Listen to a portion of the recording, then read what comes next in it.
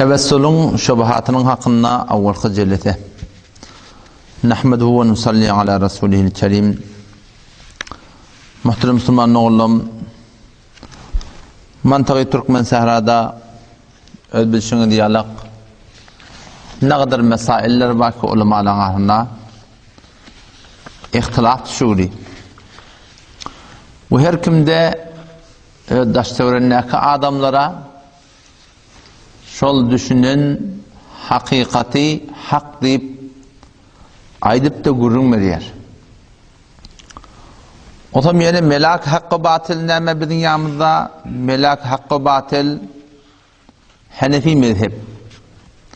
Bizin amallarymyz, o bizin iman etiqadymyz bize İmam Azam rahmetullahi aleyhin aydan diýende wara bolsa şonu şol dogry boljak. Ýa-da mantagada bir tiýlegli ulamalyň biri, bir ulamaýy hoşnamy Türkmen sahra ki umum Türkmen sahra şu Hudaýym bendini tanýar. Oşoň sesini fezai mecazida bir köp suratda ýaýradypdyr. O zahiren belli bolşy tünne linki ki goýupdyrlar peýamyň. Men peýamyň linkiniň üstüne barahym serç edemde dogry şolaň öz medresesiniň ady geldi. Kanale medreseye ya kanale falan. Şolaň öz medreseleriniň ady geldi. Belli bolýar ki şol aýdylan gurrun, paş edilen gurrun dogry şolaň öz medresesiniň kanalyndan barahym paş bolupdyr. Oşo taýdan bir de gerekli boldy ki şoň aýdan gurrunlaryň hakynda bir şey tawzihat açıklamaklık vermeklik gerek boldu. O näme diýip çünkü bir şundan bir vazife dini işi. Bazen aýtýarlar başy işiňiz ýokmy ýa-ni bir ahun bir zat diýeni etmiş on bir zat diýmelmi? Biz ahun bollan okuyan namazından peýda ýok. Tutan aradasından da peýda ýok. Giden hajyndan da peýda ýok. Eger haqqy bilip aýtman dursa, batılı bilip de barahym batyllygyny açıklaman dursa, bu zatlardan ulamalara peýda ýok. Şu taýdan bize şu bir vazife dini. Siz awal baştan bardan 159-njy ayet. Sure-i Bakara'dan şu bardan okuýun ödüňiz. Şu zatla bize agyrlyk etýär. İnnellezîne yektumûn beşek ulamalary ki basyrýarlar diýipdir. Aşkar deliller var. Belli bir apaşkar köre belli mesailler var. Şolary bilip durup kitapta açıklanandan sonra basyrýarlar Allah tebarek ve teala şola Allah'ın lanet eden ulemalary ve tamamı ansızın hem şolar lanet edecek diýipdir. Şo zatly bir de agyrlyk etýär. Ýoksam näme?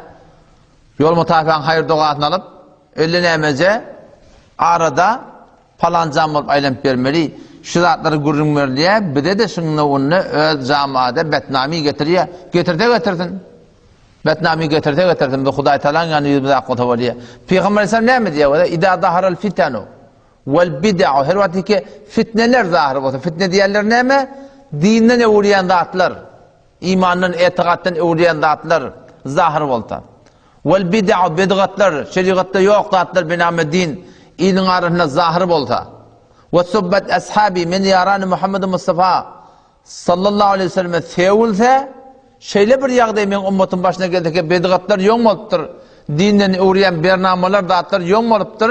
فَلْيُظْهِرُ الْعَالِمُ عِلْمَ Alim ilmini aşkar etsin diýipdir.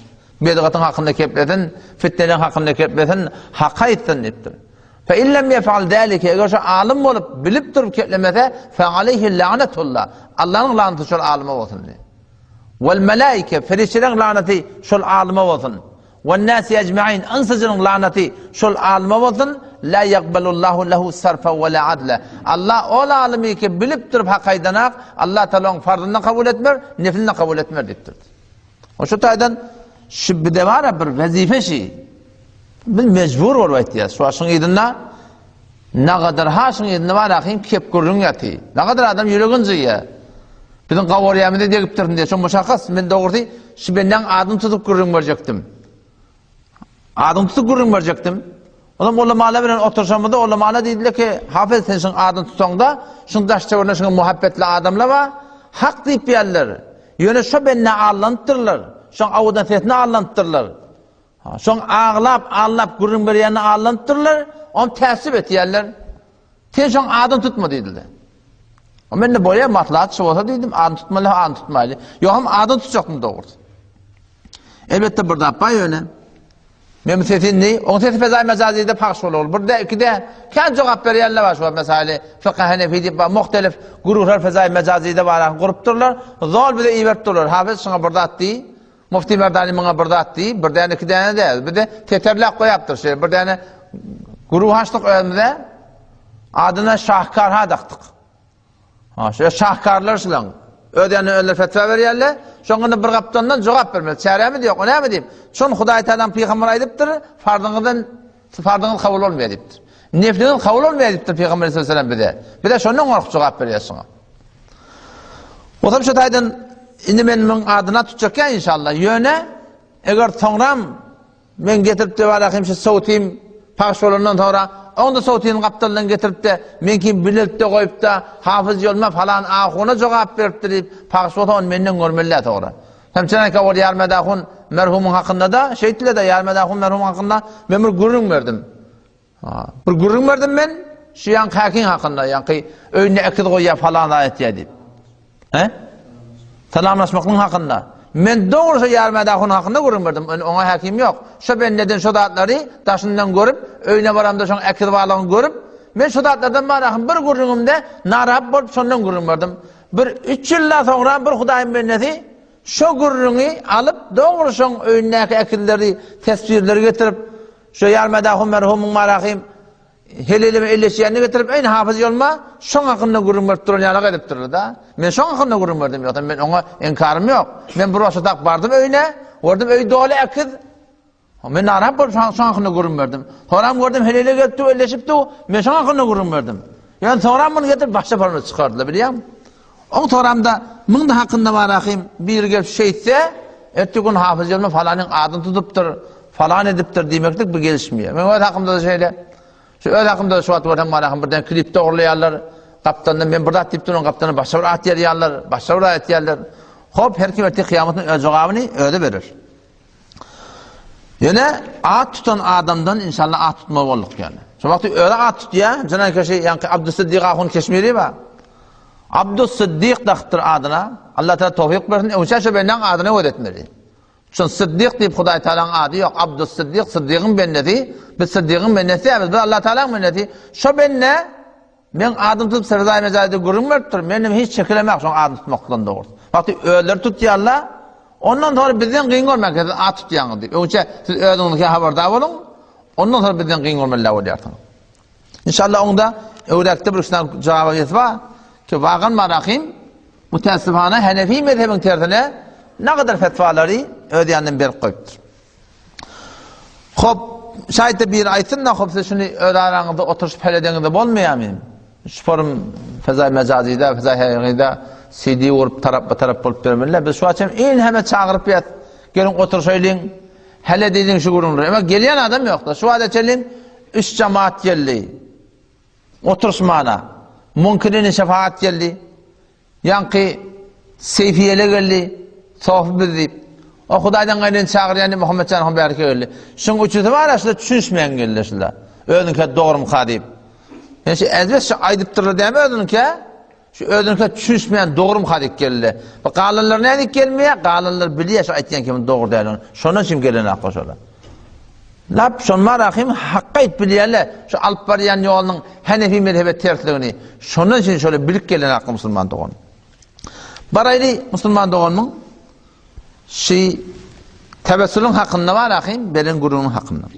Bu Musulman doğunumuz ahunağa gelipdir Tewessül'i taksimine 3 taksim etip koyuptur. Ki awval hadiptir, şirk deyiptir. Yani bir adam bir işi etti, şuna Tewessül deyip, şu form Tewessül ete. Men yekeden inşallah açıklap aydayın.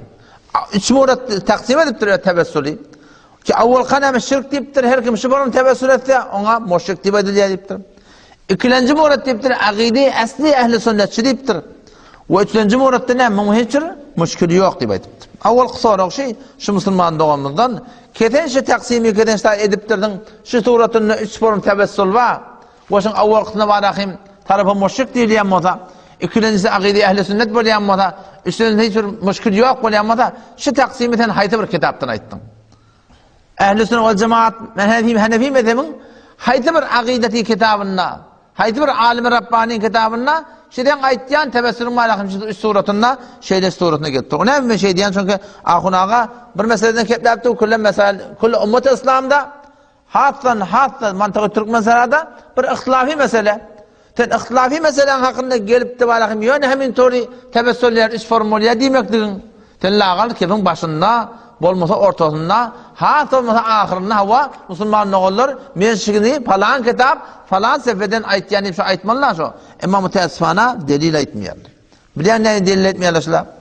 Çoň kişiliň ýanyna bara mesail ihtilafide delil ýok.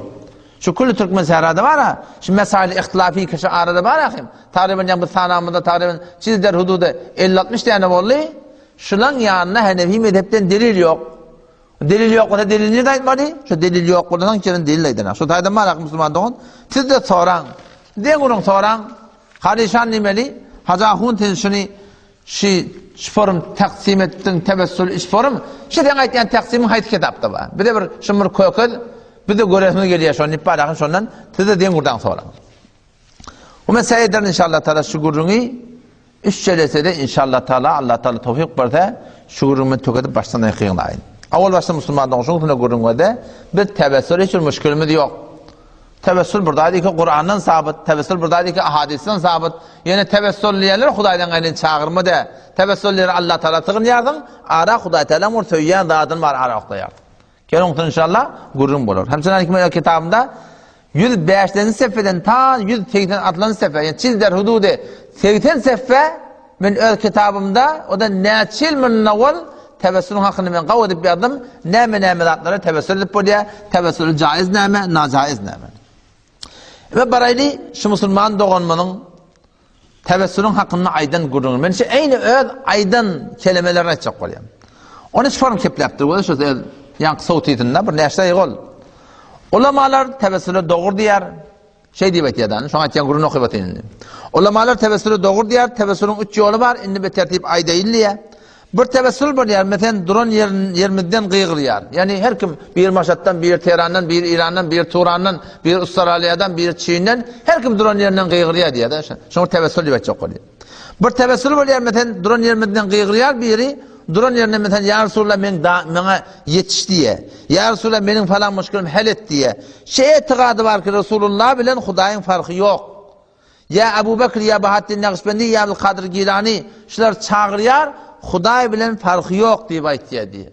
Bir adam Hudaýdan gary ölküden adamlary şular çağırsa we etiqadysy bolsa her ýerden çağırsa bir ikinciden ne Hudaý bilen şoň farky ýok diýip aýtsa onda şol adamyň edip duranda şirk bolýar, o şol adam müşrik diýip aýdylýar diýip aýtýar. Hudaý bilen awal gaýdan gurunşy. Ikincisi näme? Ikincisi onda diýär çağıranda diýär ey Bahattin Naqşbendi maňa ogul ber. Resulullah maňa ogul ber. Şoňa men resatlar aýtmalyýar, etiqad etmelike ha, o da etiqad etmeliyä. Çağıranda Hudaýdan gelen çağırypdy, ona şol etiqad etmelidir ki ey Bahattin Naqşbendi maňa ogul berdi diýse diýär, şeýle bilen aýtmaly. Sen bir Hudaý Taalanyň ýanyna mukarrab adam, ya Resulullah'a aýtsa sen bir peýgamber, maňa dua et, Hudaý Taalaga dua et diýip, şeýle bak Hudaý şondan dua dilemeli, maňa ogul bersin diýip aýtmalyýar da. Dogry asl aqidesi diýipdir. Şu forma aýtsaň şunda hiç bir diýan ýok diýipdir. Pedan ikilensi näme bolýar? Hudaýdan gaýlan çağıryp, ya behawattin ya Resulullah men dadymy ýetişewer diýip niýeti näme bolmaly? Niýeti bolmaly diýip hawa. Şo diýe maňa Hudaý tarapdan doga etdiňip berdi. Bu ikilensi murady.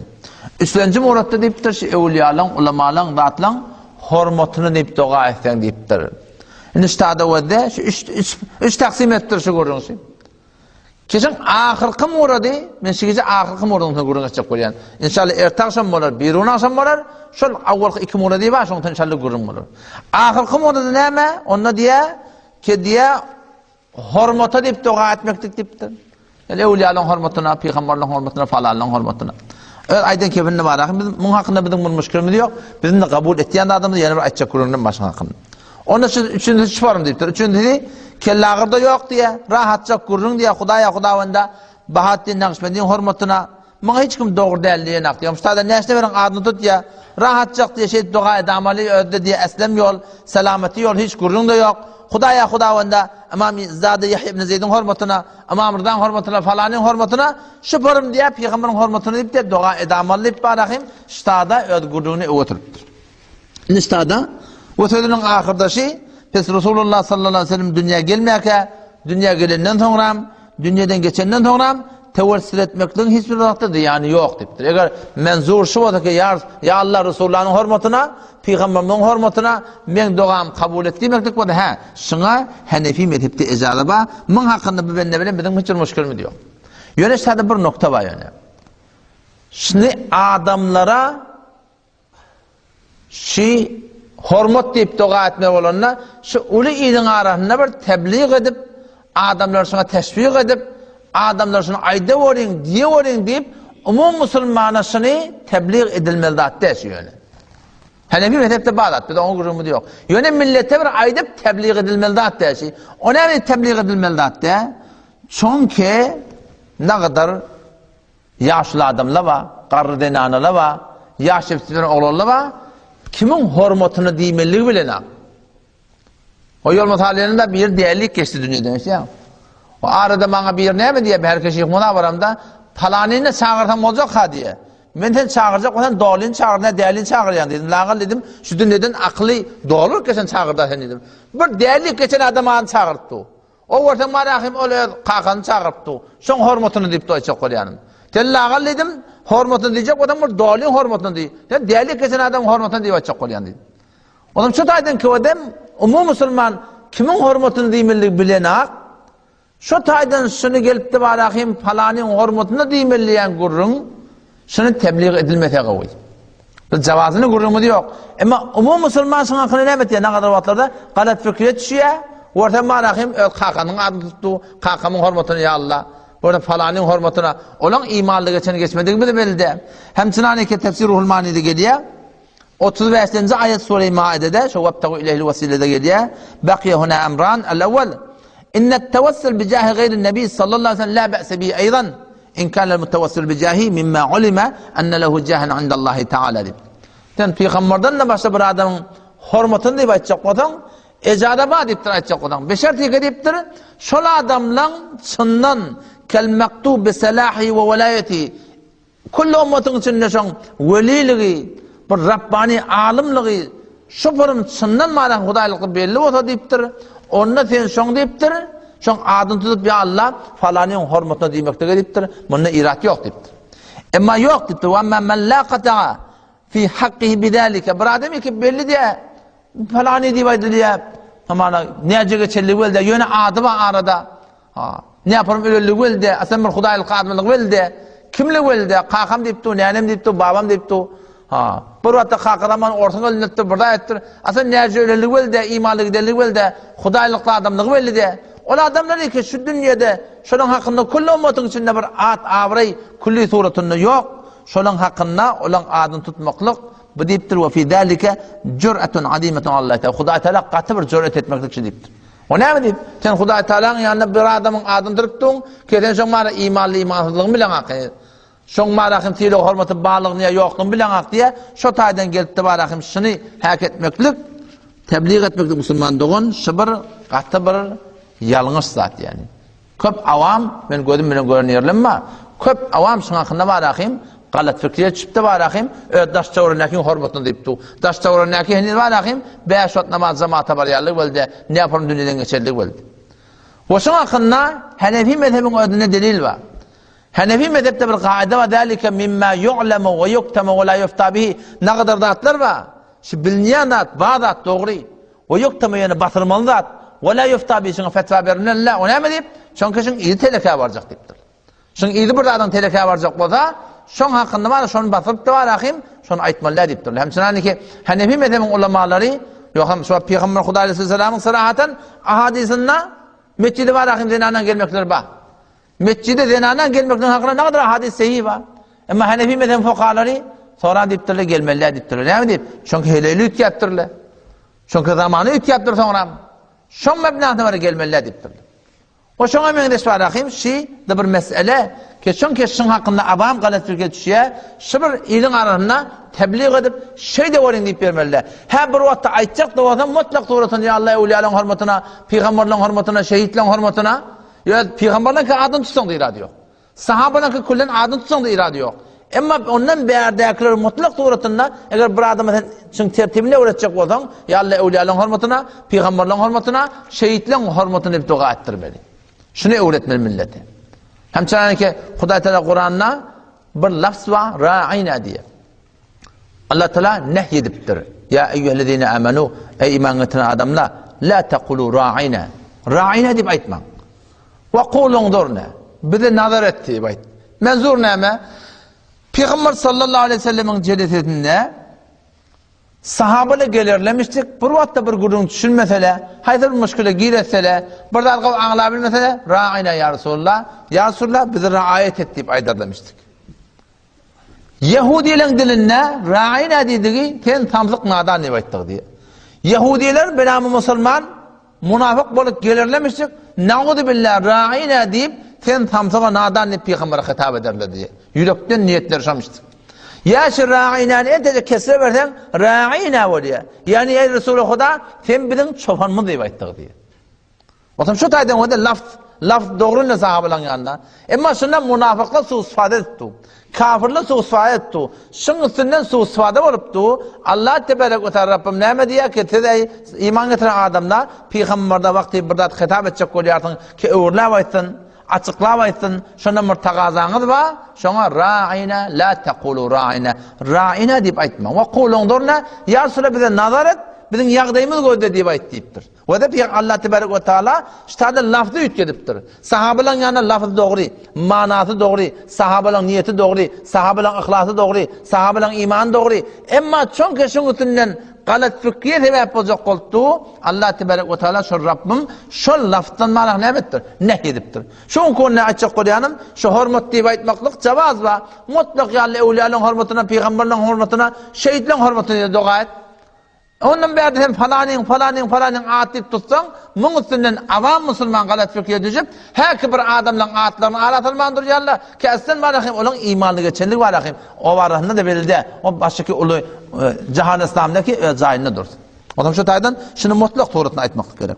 We hormat diýip aýtmakyň da hakynda ahadisler bar.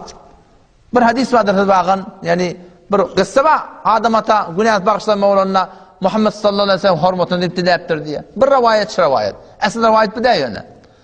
Mirqatta geliyor yesteftihun nebiyyü sallallahu aleyhi ve sellem bisa'alikel muhacirin. Peygamber sallallahu aleyhi ve sellem feth talep ederdi cenglerde. Ya Allah şu garip katarların hormatını dua ederdi diye. Ya hadise geliyor Allahümme inni es'eluke bi haqqis sa'ilin aleyke. Ya Allah men senden dediğin garip katarın hakkına. Haktan menzur näme? Reddul muhtarda şunu haktan menzur hormat diýip alınsa diýipdir. Şu diýipdir barahym vesile bolýar diýipdir. Ya aýy 80-nda Sure Bakarada yesteftihuna alellezine keferun ma tahtna ahadisleri ba zaf halatında, zayıf halatında der mecmu kulli suratında barahym şu hormat diýip aýtmaklyga ahadislerden bir jawaz bar şuna. Yani bir diýjek bolsa diýýärsin. Diýse bir ýerge sorsa näme? Hokmuşumun iradi yok. Ama yankaydan suratımda ulu ilin arasını tebliğ etmeliyen gurun yok. O eğer de aytmalı olsa burada, düşündürmeli olsa ya Allah mutlak suratına, ya Allah evliyaların hormatına, peygamberlerin hormatına, şehitlerin hormatına ibare mutlak suratını dua etmeli. Galini iki tane gururumuz ertakşım inşallah Teala Allah'ta tevfik verdi. Şu Hudaýyň bendenin aydan kefi bu hormat diýip aýtmaklyga şähertde boldun. İdinden şun 2 tane 3 tane tevessülip bölüpdir da. Şol awwalky 2 aýdany şun set ýalňyş gördüm. Bir näme diýdi? Bir diýdi, nälekem? Meselen duran ýerinden gıýgyrýar diýe. Her ýerden gıýgyrmaklyk ölleri bir görüň. İkilenizden näme diýdi? Şo diýdi, Hudaý bilen şonu barabar bilse, Hudaý ýalyk çagyrýarlaryny görse, şonuň şirk diýilýär, müşrik diýip aýdylýar diýdi. O soňranda näme diýdi? Ya falan çagyrdan bolýar. Yöne niyetin näme? Şu maňa doga edip bersen diýip aýtdyň diýip. Şu dogratynda bolsa dogry diýip aýtjak. Gol inşallah taala erti Qur'anyň üstünden, sünnetin üstünden, o da Hanefi mezhebin ulamalarynyň düşünşinden Ähli sünnet we cemaatın ulamalarının düşünüşünde inşallah şoňsuna gurun eder kaya bagan şirat dogrymy ya şeýle belkol dogry dämiýär. Allah taala bize tawfik bersin. Vesselamu aleykum ve rahmetullah.